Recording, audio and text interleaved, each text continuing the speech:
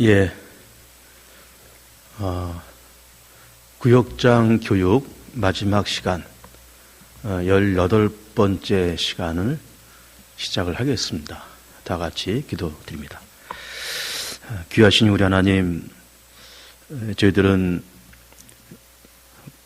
이렇게 부족한 것이 많지만 하나님의 백성 삼으시고 또 구역장으로 세우시고 또 2020년도 하반기 들어서 구역장 교육을 시작하면서 오늘 마지막 시간까지 달려왔습니다.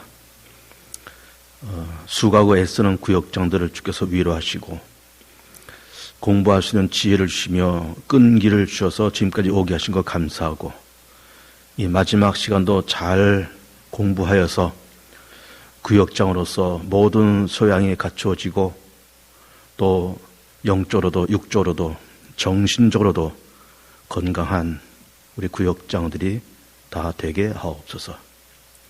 성령의 위로와 감화 감동하심을 사모하면서 예수님의 이름으로 기도드립니다. 아멘.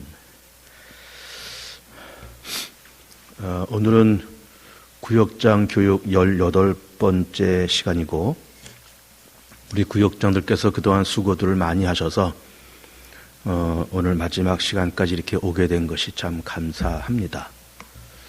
그동안 18번의 강의 가운데 한 절반 정도는 이제 제가 시작을 했고 나머지 절반은 이제 정 목사가 했고 마지막 시간은 또 제가 이렇게 담당을 합니다.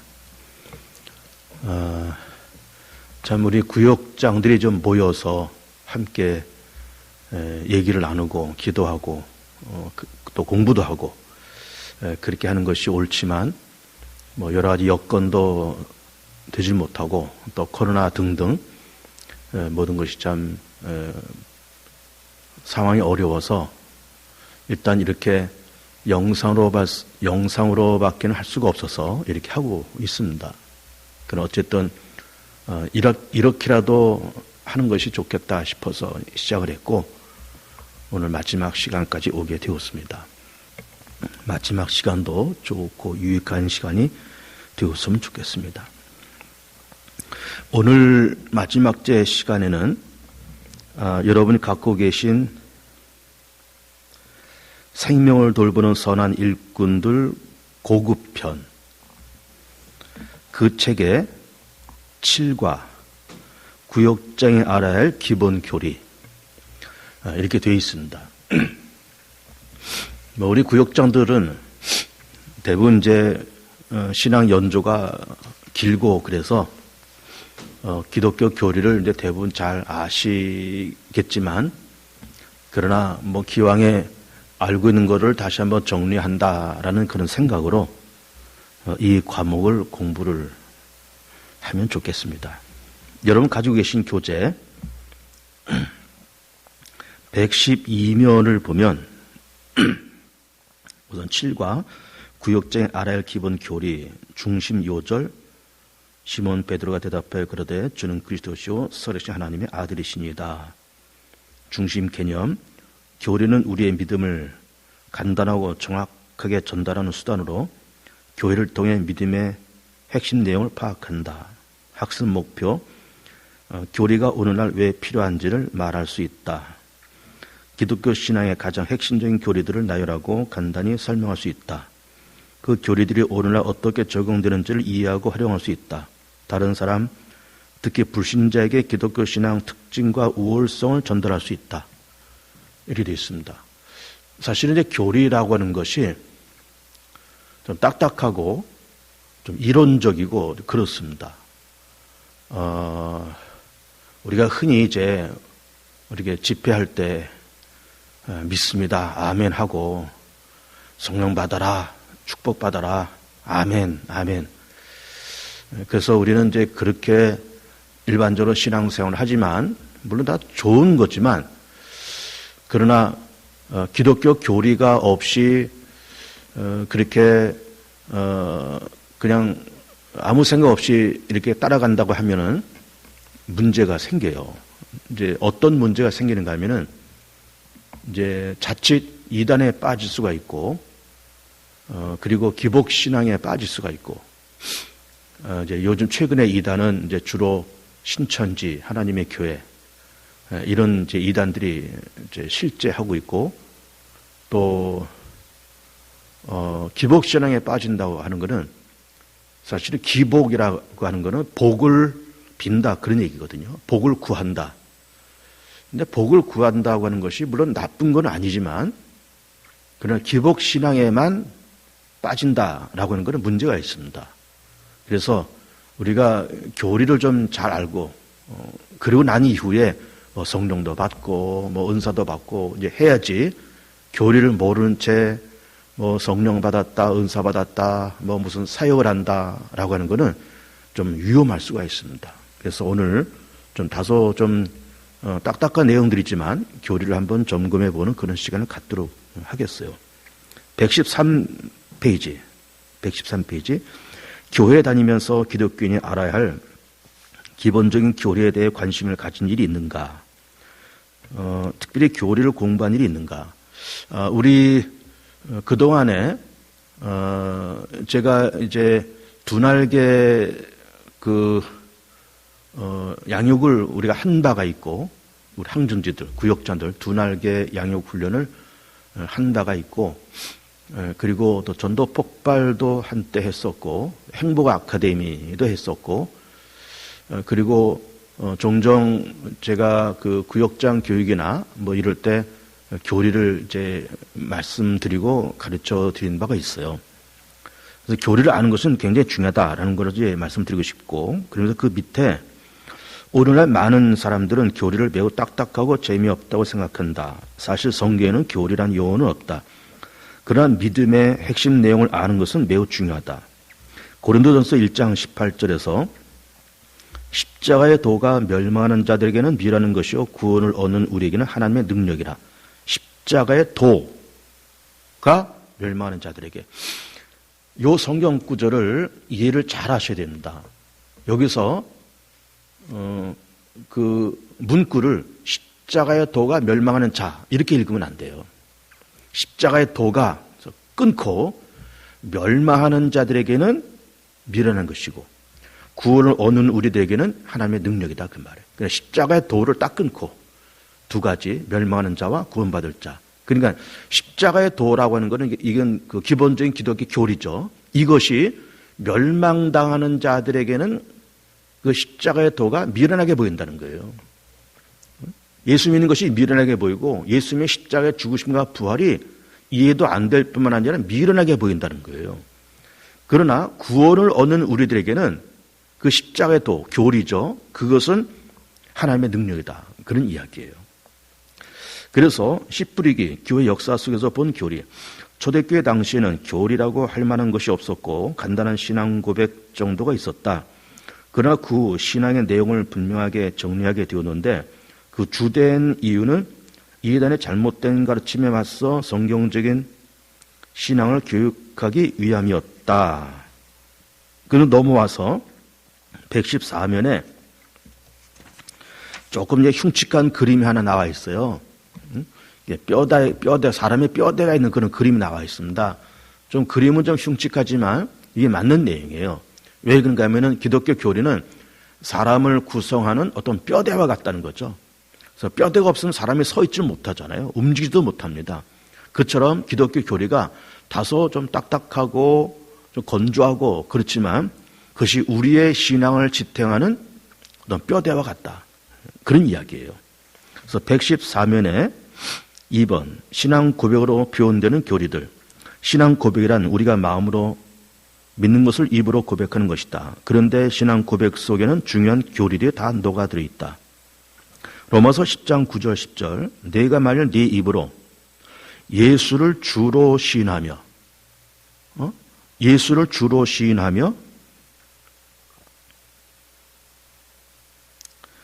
또 하나님께서 그를 죽은 자 가운데서 살리신 것을 또 하나님께서 그를 죽은 자 가운데서 살리신 것을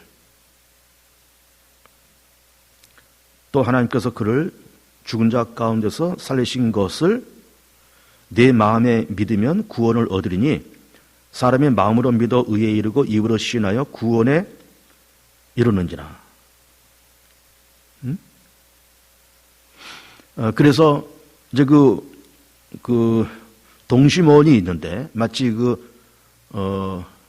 양궁의 관역처럼 그 맨 중앙에 신앙 고백, 그 다음에 교리, 기독교 사상 이렇게 돼 있어요. 그래서 신앙 고백이 중요하다 그 말이에요. 교리가 중요하다. 그걸 이제 얘기를 하고 있는 겁니다. 115면에 사도신경을 따라가며 배우는 기독교 핵심 교리. 사도신경은 현재 세계 교회가 가장 광범위하게 사용하는 신앙 고백이며 특히 한국교회 전체가 사용하는 고백이다. 사도신경은 언제부터 사용되었는지는 정확히 알 수 없으나 대략 2, 3세기에 로마를 중심으로 사용되기 시작한 것으로 보인다. 그 속에는 기독교 교리의 가장 핵심적인 내용들이 들어있다. 따라서 딱딱하게 느껴지는 교리를 이미 익숙한 사도신경을 통하여 공부하면 쉽게 접근할 수 있을 것이다. 사도신경, 우리가 그 예배 시간마다 외우잖아요. 나는 전능하신 하나님을 내가 믿으며, 그러면서 이렇게 고백하는 그 사도신경이 예수님의 12제자를 얘기하는 거죠. 예수님의 제자들이 고백한 그 신앙 고백을 요약한 것이 사도신경이다. 그런 이야기예요. 그래서 1절에 하나님은 누구인가? 전능하사 천지를 만드신 하나님 아버지를 내가 믿사오며. 이제 우리 옛날 버전으로 되어 있는 거죠. 이것은. 그래서 1번에 하나님은 어떻게 할 수 있는가? 본래 죄인이 우리는 거룩하신 하나님을 알 수 없다. 그래서 하나님께서는 당신 자신을 우리에게 가르쳐 주셨다. 이것을 계시라고 하는데 계시는 크게 두 가지로 나눈다. 일반 계시, 특별 계시. 일반 계시는 자연 만물과 그 안에 일어난 자연 현상들로서 우리는 하나님의 창조의 능력과 위대함을 느낄 수 있다. 그러나 너무나 부족하다. 일반 계시는 그 자연을 통해서 보여주신 하나님의 계시다 그 말이에요. 해가 뜨거워지고 1월 천체가 움직이고 또 사시사철이 움직여져가는 이 모든 것을 통해서 하나님이 우리에게 당신을 보여주셨다. 일반 계시, 자연 계시라고도 그럽니다. 특별 계시는 예수님이세요. 하나님을 보여주는 완벽한 사건, 예수님이십니다. 하나님께서 우리에게 나를 보고 싶으냐? 나를 듣고 싶으냐? 나를 만지고 싶으냐? 그러면 봐라 라고 하나님 자신을 이 땅에 내민 하나님을 우리에게 완벽하게 보여주신 그 사건이 바로 예수님이시다. 그런 얘기예요. 그래서 특별 계시, 하나님의 말씀 자체이신 예수 그리스도와 그 말씀이 기록된 성경을 말하며 그 계시를 통하여 하나님의 사랑과 구원의 능력과 그 방법을 알 수 있다. 하나님은 어떤 분이신가? 사랑, 의로움, 영, 선, 영원, 전지, 전능, 불변, 전지 하면서 넘어와서 사랑이신 분. 요한일서 4장 8절에 사랑하지 아니하는 자는 하나님을 알지 못하나니 이는 하나님은 사랑이심이라. 영이시다. 요한복음 4장 24절에 하나님은 영이시니 예배하는 자가 신령과 진정으로 예배할지니라. 요즘 버전은 영과 진리로 예배할지니라 이렇게 되어 있죠. 하나님이 영이시니. 3번 전지하신 분. 시편 139편 5절 6절 주께서 나의 전호를 들으시며 내게 안수하셨나이다. 이 지식이 내게 너무 귀하니. 전지하시다. 이 지식이 내게 너무 귀하다. 모든 걸 다 알고 계신다는 거죠. 전능하시다. 모든 걸 다 할 수 있다 그 말이에요. 창세기 17장 1절. 아브라함의 99세 때 여호와께서 아브라함에게 나타나서 그에 이르시되 나는 전능한 하나님이라. 나는 전능한 하나님이라. 너는 내 앞에서 행하여 완전하라. 전지하시다. 전제 어디나 계시다 그 말이죠. 시편 139편 7절 10절. 내가 주의 신을 떠나 어디로 가며 내가 주의 신을 떠나 어디로 가며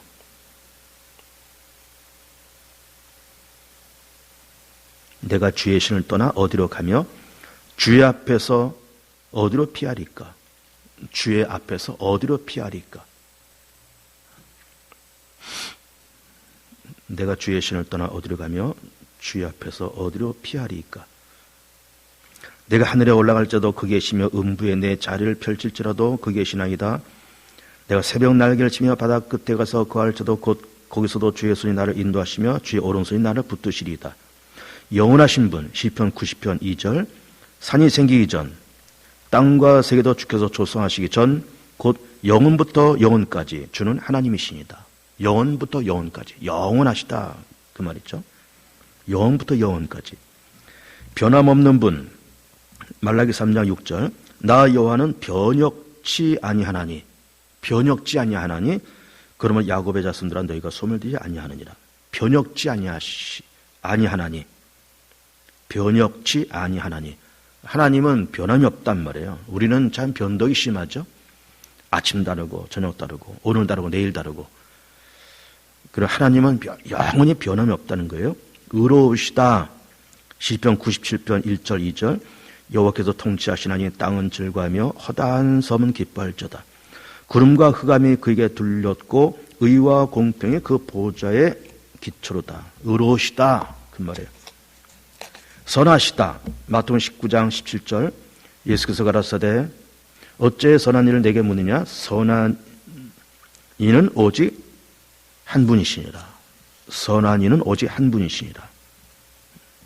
하나님만이 선하시다 그 말이죠. 선한 이는 오직 한 분이시니라. 네가 생명에 들어가려면 계명들을 지키라. 하나님은 어떤 일을 하셨는가? 완성된 사역, 천지 창조. 하나님께서는 천지 만물, 인간, 천사를 창조하셨다. 이런 물질적 창조는 지금 더 이상 계속되지 않는 완결된 것이다. 현재 새 생명이 태어나는 것은 이미 이루어진 창조의 결과이다. 계속되는 사역, 섭리. 섭리라고 하는 말은 사실 성경에 없는 말이에요. 약간 어렵지만 또 우리가 이제 예수 믿는 사람으로서 이 섭리라고 하는 단어의 뜻을 알 필요가 있어요. 섭리라고 하는 것은 계획하고 다스린다는 거예요. 계획하고 다스린다. 하나님이 생각 없이 세상을 다스리는 것이 아니라 모든 것을 다 계획하고 그리고 다스리신다. 그래서 섭리란 이미 완성하신 창조를 계속 유지하시는 위한 사역이다. 지금도 하나님께서는 우주 만물과 인간의 삶 속에 깊이 관여하고 계신다. 개인의 생명과 세계와 우주 모두 인간 역사가 하나님의 주관 아래 놓여 있다. 인간 구원, 지금도 계속되는 하나님의 사역 중 가장 귀한 것은 인간을 구원하시는 일이다. 하나님께서는 오늘도 죄인을 불러 당신의 자녀로 삼으신다. 이 일은 세상 끝날까지 계속될 거룩한 일이다. 하나님은 뭘 하셨는가? 창조, 섭리, 인간 구원. 이거를 성부 하나님이 하신다. 그 말이죠. 두 번째, 예수 그리스도는 누구인가? 그 외아들 우리 주 예수 그리스도를 믿사오니 이는 성령으로 잉태해서 동정녀 마리아에게 나시고 동pil라도 고난을 받으사 십자가에 못 박혀 죽으시고 장사의 삶을 죽은 자가 다시 살아나시며 하늘에서 전능하신 하나님 우편에 계시다. 저로서 산자 죽은 심판 오시리라. 참 하나님 독생자. 예수님은 완벽한 하나님이고 또 완벽한 인간이에요. 그리고 예수님은 하나님의 아들이면서 동시에 하나님이에요. 이게 참 우리 인간의 이성으로 이해하기가 어렵지만 그래도 우리가 그렇게 이해하셨으면 좋겠습니다. 예수님 하나님의 아들이요 동시에 곧 하나님이시다. 요한복음 3장 16절 하나님이 세상을 이처럼 사랑하사 독생자를 주셨으니 독생자 이는 저를 믿는 자마다 멸망치 않고 영생을 얻게 하려 하심이니라. 성부와 같은 신성을 가졌다. 그리스도. 요한복음 1장 18절 본래 하나님을 본 사람이 없을 때 아버지 품속에는 독생하신 하나님이 나타나셨느니라. 독생하신 하나님. 그러니까는 하나님을 본 사람이 없지만 예수님을 보면 하나님을 볼 수 있다 그 말이에요. 예수님을 보면 하나님을 볼 수 있다. 참 사람이시다. 마태복음 1장 23절 보라 처녀가 잉태 아들 낳을 것이요 그 이름 임마누엘이라 하리라 하셨으니 이를 번역한즉 우리와 함께 계시다 함이라. 우리와 함께 계시다 함이라. 우리와 함께 계시다. 누가복음 2장 51절 예수께서 한 가지로 내려가서 나사렛에 이르러 순종하여 받드시더라. 순종하여 받드시더라. 그 예수님의 인간적인 모습을 얘기하는 거예요. 순종하며 받드시더라. 그 못지는 이 모든 말을 마음에 두니라. 예수는 그 지혜와 그 키가 자라가며 하나님과 사람에게 더 사랑스러워 가시더라. 참 구원자이시다. 십자가와 부활. 고린도전서 15장 3절. 내가 받은 것을 먼저 너에게 전하노니 이는 성경대로 그리스도께서 우리 죄를 위하여 죽으시고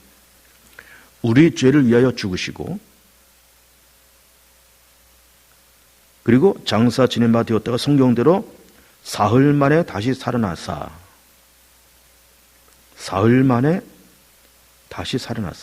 우리 죄를 위해서 죽으시고 사흘 만에 다시 살아나사. 네 번째, 참 주님이여 만왕의 왕이시다. 마가복음 16장 19절. 주 예수께서 말씀 마치신 후 하늘로 올리우사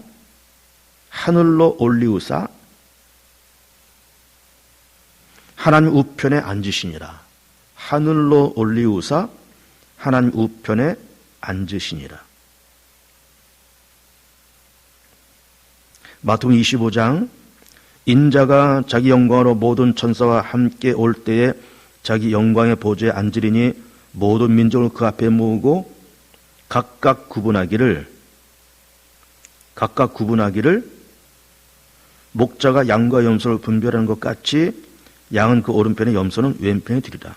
각각 구분하기를 목자가 양과 염소를 분별하는 것 같이.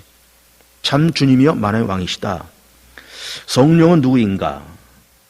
성령은 어떤 분이신가? 하나님의 영이시다. 에베소 3장 16절. 그 영광의 풍성을 따라 그의 성령으로 말미암아 너희 속사람을 능력으로 강건하게 하옵시며. 두 번째, 우리를 돕는 보혜사라고 하는 말은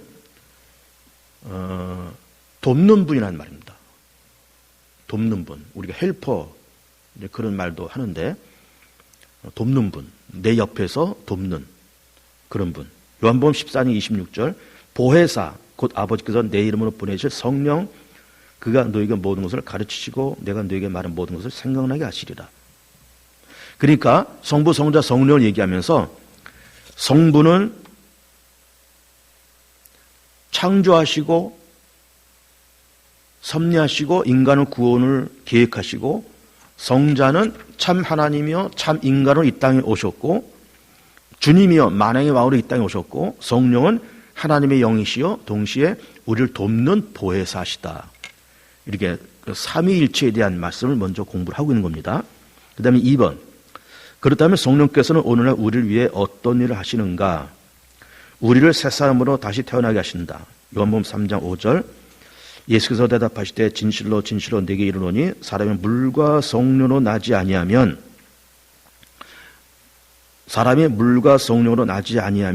하나님 나라에 들어갈 수 없느니라.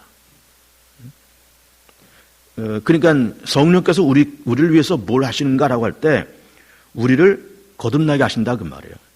새 사람으로 다시 태어나게 하신다.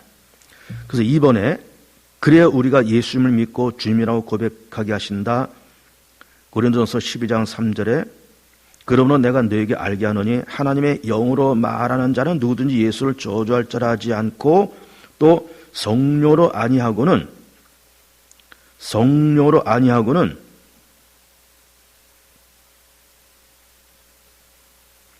누구든지 예수를 주시라 할 수 없느니라.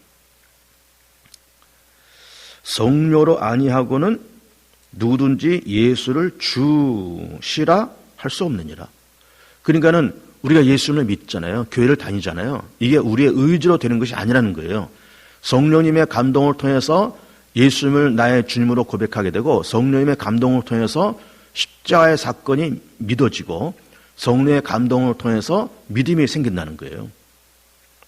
그리고 성령은 세 번째, 우리의 기업을 보증하신다. 우리 기업이라고 하는 말도 사실 성경에 자주 나온 말인데 아름다운 말입니다. 이 기업이란 말은.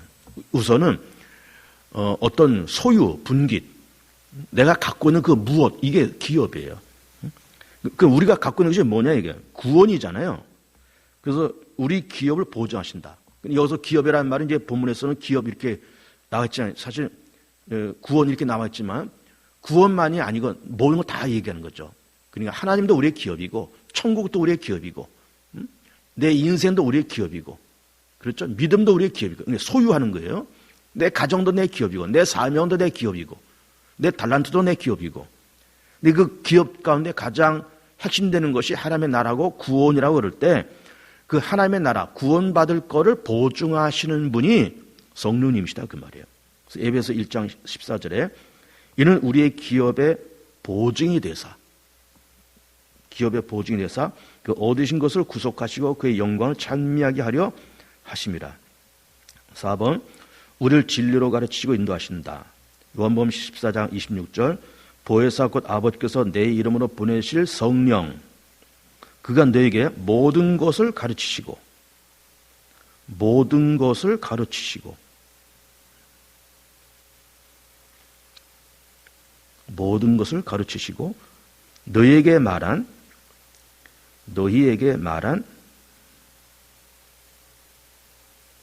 모든 것을 너희에게 말한 모든 것을 생각나게 하시리라. 생각나게 하시리라. 모든 것을 가르치시고 너에게 말한 모든 것을 생각나게 하시리라. 누가? 성령이 그렇게 하신다 그 말이에요. 그리고 5번째, 우리에게 권능을 주셔서 그리스도인답게 살게 하신다. 사도행전 1장 8절 오직 성령이 너에게 임하시면 너희가 권능을 받고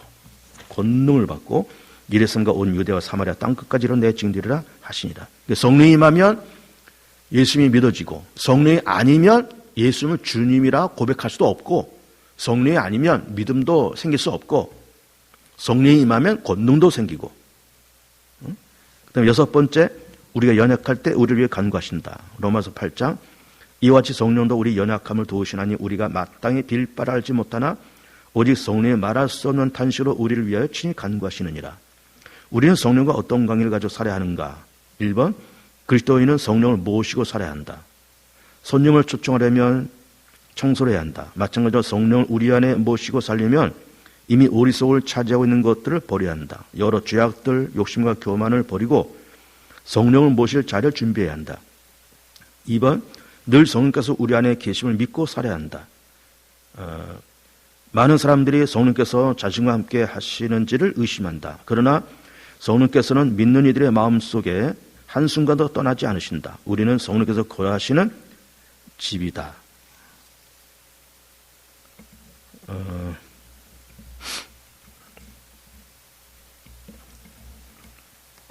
성령께서 거하시는 집이다. 이렇게 돼 있고, 거기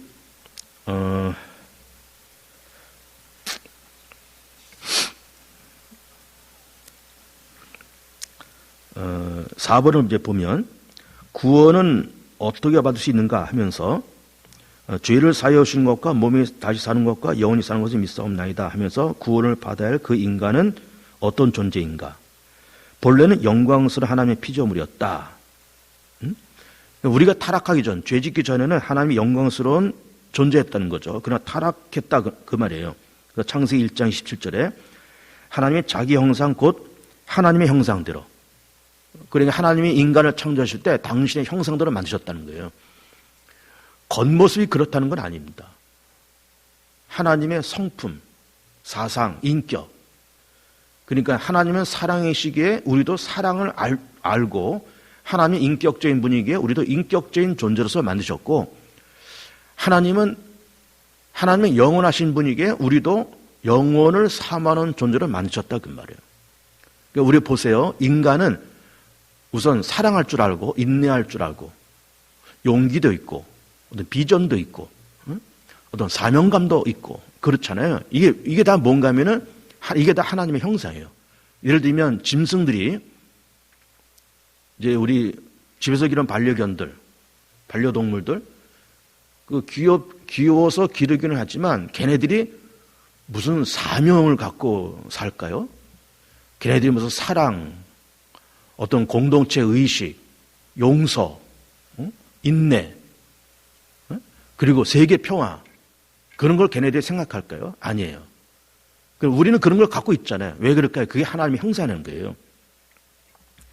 그래서 2번에 근데 하나님의 형상으로 지음받았지만 범죄하고 타락해서 하나님과의 관계가 단절됐다 그 말이에요. 범죄하여 하나님과의 관계가 단절되었다. 그래서 로마서 3장 23절에 모든 사람이 죄를 범하였으므로, 모든 사람이 죄를 범하였으므로,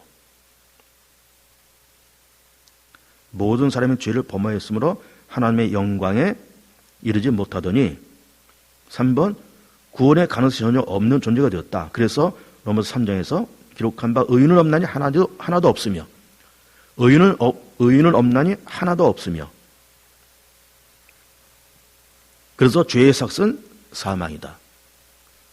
그러니까 지금 예의가 어떻게 전개되는가 하면은 우리는 하나님의 형상으로 지음받은 존귀한 존재로 만들어졌다 그 말이에요. 그런데 죄로 말미암아서 단절됐다.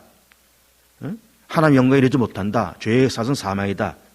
그런데 하나님께서 독생자 예수님을 이 땅에 보내셔서 예수님의 십자가의 죽으심을 통해서 죄의 문제가 정리되고 단절된 하나님과 우리의 관계를 연결시켜 줬다 그 말이에요. 그래서 이 121페이지에 2번에 하나님께서는 어떻게 인간을 구원하시나, 이제 그림이 나와 있죠. 사람과 하나님, 먼저 사람과 하나님이 단절되어 있죠. 그러다가 오른쪽에 넘어가면 사람과 하나님이 연결돼요. 무엇으로 연결될까요? 예수님을 통해서, 예수님의 십자가 사건을 통해서 연결되는데, 이 예수님의 십자가 사건이 하나님의 은혜였다 그 말이에요. 그래서 1번에 예수 그리스도를 보내서 구원의 길을 준비하셨다. 요한복음 14장 예수께서 가라사대 내가 곧 길이요 진리요 생명이니 나로 말미암지 건 아버지께로 올 자가 없느니라. 길이요 진리요 생명이다. 그리고 예수 그리스도 안에 하나님의 의의를 담아주셨다. 로마서 3장에서 이제는 율법 외에 하나님의 한 의의가 나타났으니 율법과 선지자들에게 증거를 받은 것이라 곧 예수 그리스도를 믿음으로 말미암아, 예수 그리스도를 믿음으로 말미암아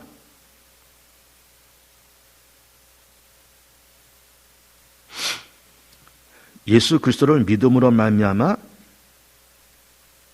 모든 믿는 자에게 미치는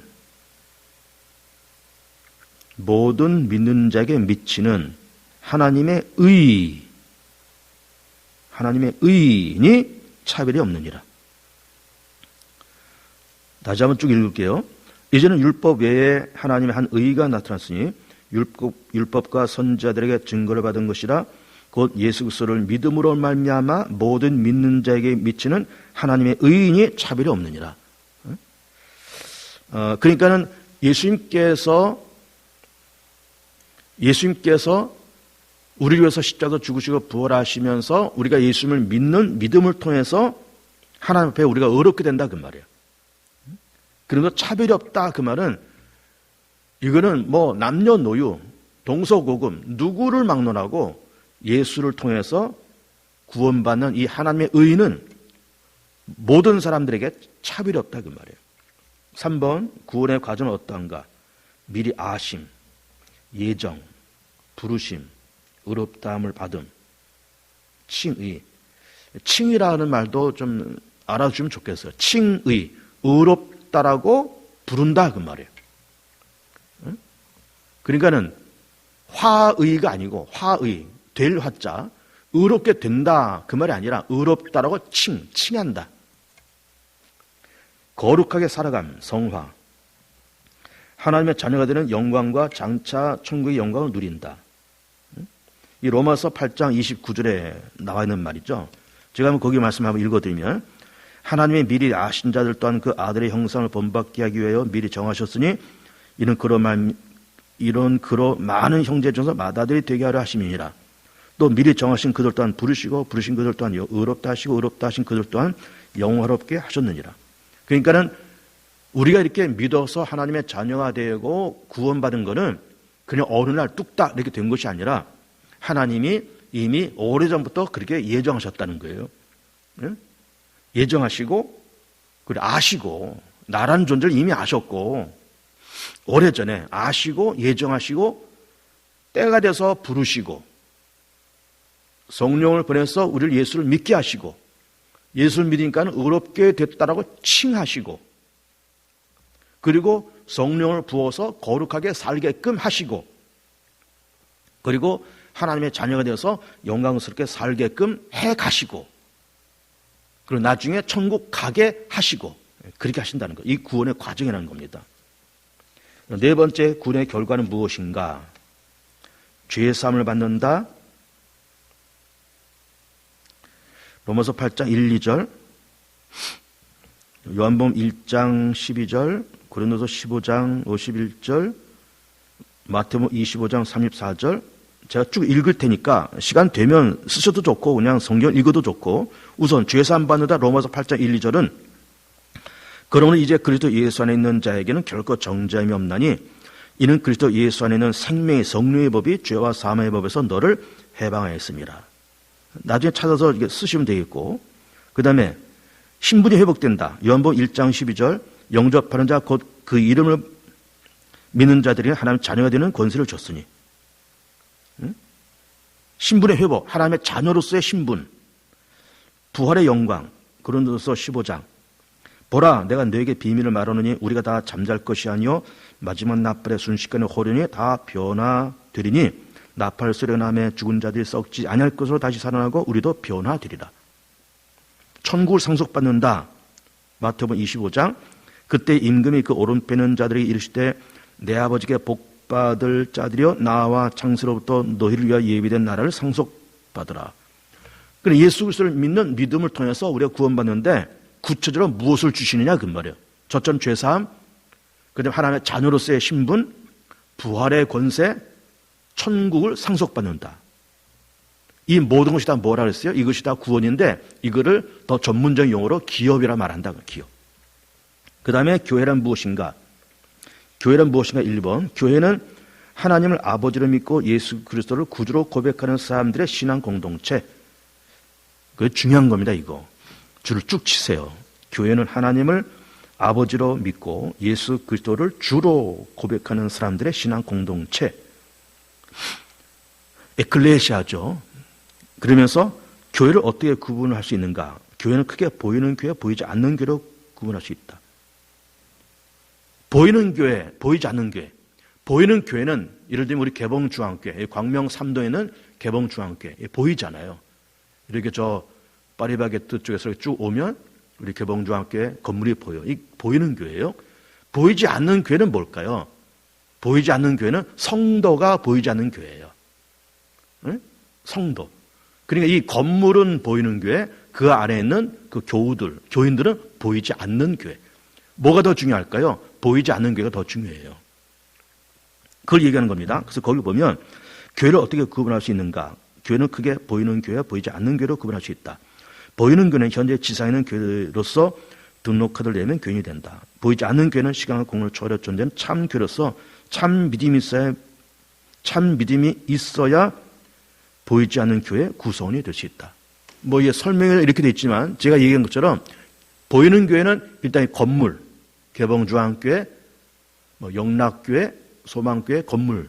영락교는 저 중구에 있어요. 중구. 그리고 소망교회는 강남에 있잖아요. 보이는 교회. 보이지 않는 교회는 거기에 그 안에 소속되어서 예수를 구주로 고백하는 그 교우들의 그 공동체. 이게 보이지 않는 교회고 보이지 않는 교회가 더 중요하다. 이렇게 말씀을 드리고 싶어요. 그래서 교회는 무슨 일을 하는가? 에베소 1장에서 또 만물을 그 발 아래 복종하게 하시고 그를 만물 위에 교회에 머리로 주느니라. 교회는 그의 몸이니 만물 안에서 만물을 충만케 하시는 자의 충만이라. 교회는 그의 몸이니 우리 개봉주왕께 이게 예수님의 몸이라는 거예요. 여러분 아바타란 말 압니까? 아바타는 영화도 있죠. 분신. 그래 교회는 예수님의 분신. 교회는 예수님의 아바타, 분신. 그러면서 여기 중요한 말이 있고 좀 이해하기 어려운 말이 있는데 만물 안에서 만물을 충만케 하신 자 충만이니라. 이 에베소 1장 이 말씀이 좀 어려워요. 이 말씀은 뭔가 하면은 그리스도는 교회를 충만케 하고 교회는 그리스도를 충만케 한다는 거예요. 다시 말하면 그리스도는 교회를 충만케 하시면서 예수 믿는 사람들을 복되게 만드시고 교회를 부흥시키게 하시고 믿는 자들을 인도하시고 병든 자를 치료하시고 말씀으로 가르치시고 예수님은 계속 교회를 충만케 하십니다. 예수 믿는 자들에게 영혼이 잘 되고 범사가 잘 되고 강건케 하시고 자꾸 충만케 하세요. 교회는 예수님을 충만케 하신다 그 말이에요. 예수님에게 영광 올려드리고 그 이름을 복되게 만들고 그 이름을 찬양하고 그 이름을 증거하고. 그러니까 예를 들면 부모와 자식의 관계도 마찬가지예요. 부모는 자식을 축복하잖아요. 기르고 돈도 들어가고 기도, 눈물, 땀 다 이렇게 들어가잖아요. 아이들 기르잖아요.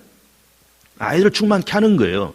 아이들은 부모를 충만케, 부모님에게 효도하고 감사하고 함께하고 위해드리고, 그리고 또 부모들이 나이 들어서 또 연로하면은 그 또 부모를 공경해드리고, 이게 부모는 자식을, 자식은 부모를, 똑같은 겁니다. 그리스도는 교회를, 교회는 그리스도를, 그리고 교회는 예수님의 분신이다, 아바타다, 곧 몸이다, 그런 얘기예요. 그래서 그 그림이 나왔습니다. 123페이지에 교회는 5가지 사명이 있다.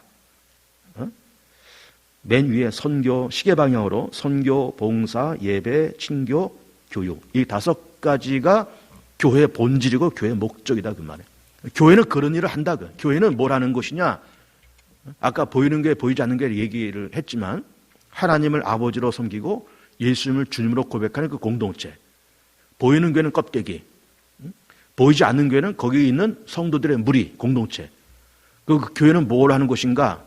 예배하고 교육하고 봉사하고 선교하고 그리고 친교하는, 이렇게 5가지를 하는 것이 교회다 그 말이에요. 어느 것 하나 소홀하게 여길 수 없는 것들입니다. 다. 그래서 6번에 우리들과 세상은 나중에 어떻게 되는가? 우리 개인과 세상의 마지막 일을 흔히 종말론이라고 한다. 성경은 이에 대해 무엇이라 가르치는가? 이 종말에 대한 이야기가 나왔는데요. 이 본문에서 일단 개인적 종말과 세상의 종말 2가지를 얘기하고 있어요. 조금 어려운 말이지만 개인의 종말은 죽음이잖아요. 그리고 세상의 종말은 역사의 마지막. 그러니까는 알파와 오메가 할 때 그 오메가. 예수님께서 초림, 지금부터 2000년 전에 예수께서 오신 것 초림, 부활 승천하셔서 하나님 보좌 우편에 앉아 계시다가 다시 세상을 심판하시러 오실 그 마지막 때, 오메가 포인트, 그 마지막 때가, 그때가 종말이고 그때가 세상이 끝나는 거죠. 그러니까 이 세상이 지금 2020년도인데, 그러니까 2020년, 2021년, 2022년, 뭐 2300년, 3000년, 5000년, 이 세상에 무한정 그렇게 흘러가는 세상이 아니라는 거예요. 언젠가는 이것이 딱 멈출 때가 있다는 거예요.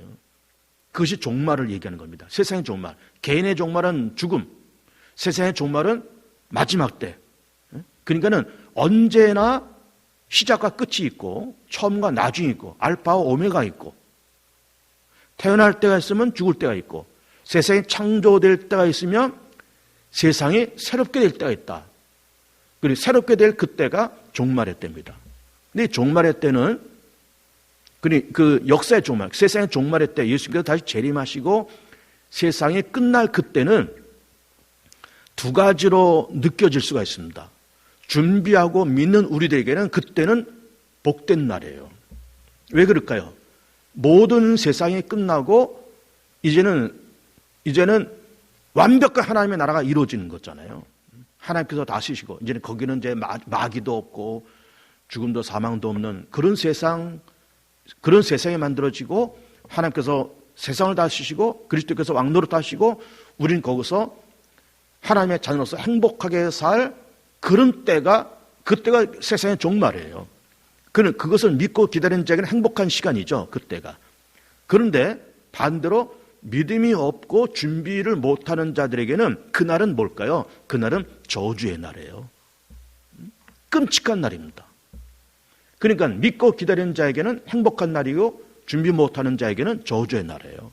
마치 그 지혜로운 5처녀, 미련한 5처녀 똑같이 지혜로운 5처녀들 신랑을 맞이하고 미련한 5처녀들 밖에 내쫓겨서 슬피 울며 이를 가는, 똑같은 날이지만 어떤 사람들에게는 행복한 날이고 어떤 사람에게는 저주의 날이다 그 말이에요. 그걸 얘기하고 있습니다. 그래서 이제 123페이지 1번에 개인적 종말, 우리가 이 생을 살다가 죽으면 육신은 썩게 된다. 그렇잖아요. 흙이니 흙으로 돌아가는 거예요. 이것은 신자나 불신자 모두 같다. 그러나 영혼은 다르다. 신자의 영혼은 즉시 하나님과 즐거움을 누리게 되나 불신자의 영혼은 부활의 그날까지 고통을 받게 된다. 거지와 나사로 잘 알죠? 거지는 죽어서 천국에 들어서 아브라함 품에 안겼고 나사로는 지옥 불구덩이에 들어갔어요. 부자 나사로는. 그 후에 예수님 재림 후 부활하여 심판을 받고 의인들은 영원한 나라에 들어갈 것이며 악인은 영원히 영벌에 처해질 것이다. 세상의 종말, 기독교는 독특한 역사관을 가지고 있다. 그 요점이 이렇다. 하나님의 날 쓰신다. 아까 얘기했잖아. 섭리. 그리고 역사는 창조에서 종말로 직선처럼 나아간다. 그러니까 직선처럼 나아간다. 창조서부터 종말까지 직선으로 나아가는데 뭐란 얘기예요? 역사는 이례적이다. 반드시 종말이 있다. 이례적이라는 말은 뭘까요? 반복되지 않는다 그 말이에요. 그리고 이게 뒤로 후퇴가 되지 않는다 그 말이에요. 2020년도에서 21년이 오지 2019년이 오지 않는다 그 말이에요. 이례적이다. 여러분 우리도 이례적이잖아요. 우리도 단 한 번의 인생을 살지 뭐 우리가 두 번째 인생, 세 번째 인생 사는 것이 아니에요. 인생도 이례적이에요. 세상도 이례적이에요. 직선으로 나아갑니다. 후퇴하지 않아요. 그리고 중요한 거는 반드시 종말이 있다. 끝날 때가 있다. 그 밑에 보면 태초, 창조서부터 예수의 초림, 알 수 없는 시간에 종말이 온다. 그래서 이번에 세상의 종말은 다음과 같이 개락할 수 있다. 세상은 죄악 가운데서 더 어두워질 것이다. 예수 그리스도께서 심판주로 재림할 것이다. 그날과 그 시간 하나님만 아신다. 모든 죽은 자가 부활할 것이다. 의인과 악인 전체. 그냥 부활이라는 개념은 믿는 자만 부활하는 건 아닙니다. 모든 자가 다 부활돼요. 그러나 어떤 모습으로 부활되냐 그게 문제죠. 의롭게 영광스럽게 부활할 거냐? 신령한 몸으로 부활할 거냐? 아니면 썩을 몸으로 부활할 거냐? 욕된 몸으로 부활할 거냐? 영광된 몸으로 부활할 거냐? 욕된 몸으로 부활할 거냐? 달라요. 영생도 마찬가지예요. 누구나 다 영생합니다. 그런데 천국에서 영생할 거냐? 지옥에서 영생할 거냐? 다르죠. 전혀 다릅니다. 그리고 심판은 있을 것이다. 새하늘과 새 땅에 나타나 영원히 지속될 것이다. 우리가 조심해야 할 일, 성경에 입각하지 않은 무속적 종말론을 경계한다. 무속적 종말론, 또 뭐 시한부 종말론. 그러니까 미신처럼 믿지 말라 그 말이에요. 뭐 언제 온다, 뭐 어디로 온다, 뭐 누가 재림 예수다, 그런 말 함부로 하는 게 아니다 그 말이에요.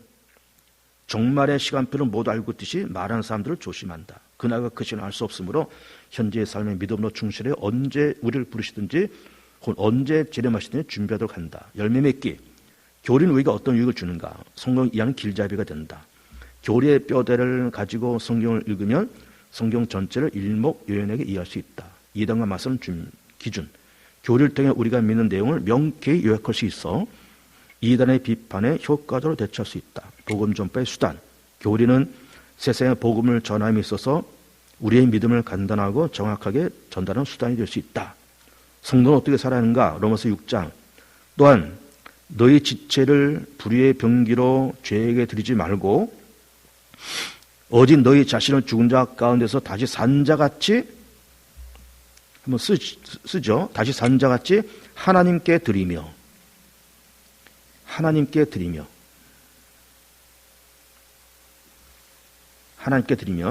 너희 지체를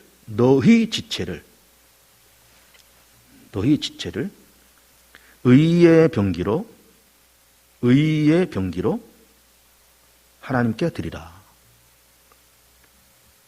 다시 한번 하나님께 드리며 너희 지체를 의의 병기로 하나님께 드리라. 그러니까 이 말은 뭔가 하면은 이단 쫓아다니지 말고 무속 쫓아다니지 말고 엉뚱한 것 쫓아다니지 말고 교회에서 진실된 마음을 가지고 건전하게 신앙생활하고 그리고 우리 인생을 하나님께서 쓰시는 의의 병기로 드리라 그 말이에요. 우리의 인생도 우리의 시간도 우리의 물질도 하나님께서 쓰시는 거룩한 도구가 되었으면 좋겠다라고 하는 겁니다. 그러니까는 내 것이 아닌 거예요. 사실은 내 몸도 내 게 아니에요. 내 자식도 내 게 아니고 내가 가지고 있는 재산, 부동산, 집 다 내 것이 아니라는 거예요. 하나님 것이라는 거예요. 그러니까는 어쨌든 우리가 누리고 살고 있지만 하나님이 주셔서 이제 살고 있는 것이고, 그리고 우리가 그런 고백을 할 수도 있어야 됩니다. 하나님, 내가 한 번밖에 없는 인생인데 하나님의 쓰시는 선한 도구가 되었으면 좋겠습니다. 하나님, 내 자식들도 하나님의 쓰시는 선한 도구가 되었으면 좋겠습니다. 내가 갖고 있는 많지 않은 그런 재산이지만 이 재산도 하나님의 쓰시는 선한 도구가 되었으면 좋겠습니다. 그런 정신과 그런 기도를 갖고 산다는 것은 굉장히 중요한 것이고, 오늘 로마서 6장 말씀은 그걸 얘기하는 거예요. 우리가 갖고 있는 모든 것이 우리 것이 아니라는 거예요. 하나님의 쓰시는 선한 도구가 되었으면 좋겠다는 거예요. 그래서 이제 마지막에 구원받은 성도들은 하나님의 은혜에 감사하면서 세상 속에서 소금과 빛으로 살아야 한다. 이제 우리 자신은 죄악의 도구가 아니라 의를 이루는 병기로 하나님께 바치하며 하나님의 선하시고 기뻐하시고 온전하신 뜻을 분별하며 살아야 한다. 우리는 한 가정의 가족으로서, 학교의 학생, 회사원으로서, 국가의 국민으로서 사명을 다해야 한다. 그래 우리의 삶을 보고 사람들이 하나님께 영광을 돌리도록 해야 한다 하면서 18번의 구역장 교육이 끝났습니다. 참 감사하고, 그동안 수고들 많이 하셨고, 부족한 제가 또 정 목사가 이렇게 강의를 했지만 다 좀 부족하거나 소홀하게 된 것이 있으면 다 용서하시고, 또 공부하는 내용들이 우리 구역장들이 구역장 역할을 하고 신앙생활을 하는데 좋은 도움이 되었으면 좋겠습니다. 제 생각으로는 빨리 교회가 정상화가 돼서 어떤 구역장들이 좀 모여서 구역의 어떤 애로사항도 좀 나누고, 기도 제목도 좀 나누고, 합심 기도도 좀 하고, 우리 구역장들끼리 좀 야유회도 좀 한번 가고, 좀 그런 시간이 빨리 왔으면 좋겠어요. 어쨌든 그러나 좀 모든 것이 여의치 않지만 어쨌든 우리가 준비 잘 해서 어떤 공부 잘해서 구역장의 사명 잘 감당하시고, 그리고 행복하게 잘 그렇게 지냈으면 좋겠습니다. 건강과 평화가 우리 구역장들에게 다 임하시기를 축복합니다. 제가 마무리 기도 드리겠습니다. 전능하신 우리 하나님을 찬양합니다. 영광을 받으시옵소서. 지난 9월 초부터 구역장 교육을 시작하면서 오늘 18번째 마지막 시간까지 오게 하심을 감사드립니다. 부족한 종들이 이렇게 공부를 인도했지만 부족했거나 소홀했던 것이 있다면 용서하시고, 우리 구역장들에게 전달된 모든 하나님의 말씀과 그 내용들이 잘 전달되며 구역장들에게 더 유익하고 행복한, 그것이 지식으로만 끝나는 것이 아니라 영으로서 마음의 체험을 받아서 건강하고 지혜롭고 더 쓰임받는 좋은 구역장들이 다 되게 하옵소서.